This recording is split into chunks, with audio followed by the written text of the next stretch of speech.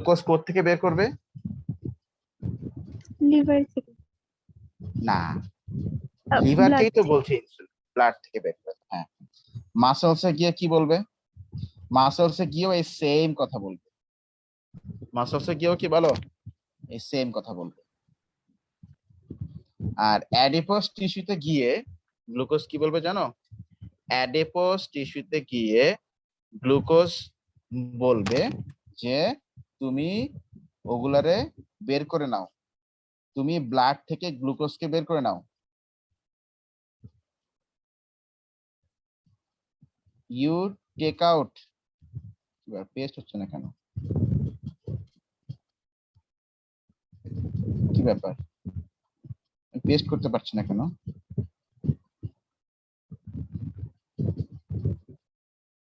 আরে এমন হচ্ছে কেন? Why can't I paste? না, এই আবার কি ঝামেলা, আমি পেস্ট করতে পারছি না।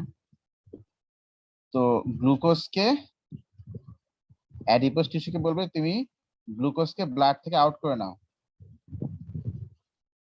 Out from blood. ও আচ্ছা, আমি মানে কপি করি, out from blood and convert them into fat.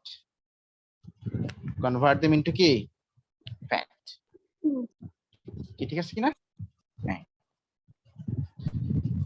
হ্যাঁ, বলো বুঝলে কিনা জিনিসটা? এই জিনিসটা ক্লিয়ার হলো কিনা? জি স্যার। আচ্ছা, এখন তুমি আমাকে বলো তো, তাহলে যদি বডির মধ্যে ব্লাড গ্লুকোজ লেভেলটা কমে যায় তখন সে কি করবে? What will happen? আমরা তো দেখলাম যে যদি ব্লাড গ্লুকোজ বেড়ে যায় তখন বডি, তখন ওই গ্লুকোজ ডিটেক্টর সেলস গুলো ওটাকে সেন্স করে, ডিটেকশন করে তারপর কি করে, কোথায় ইম্পালস পাঠায়? ইয়েতে, বেটা সেলস গুলো। হ্যাঁ, মানে প্যানক্রিয়াসের মধ্যেই তো আছে গ্লুকোজ ডিটেক্টর। তো গ্লুকোজ ডিটেক্টর বলো কি করে? ফার্স্টে হ্যাঁ বেটা সেলসে পাঠায়, তারপরে বেটা সেলস কি করে? বেটা সেলস ইনসুলিন তৈরি করে, তাই না?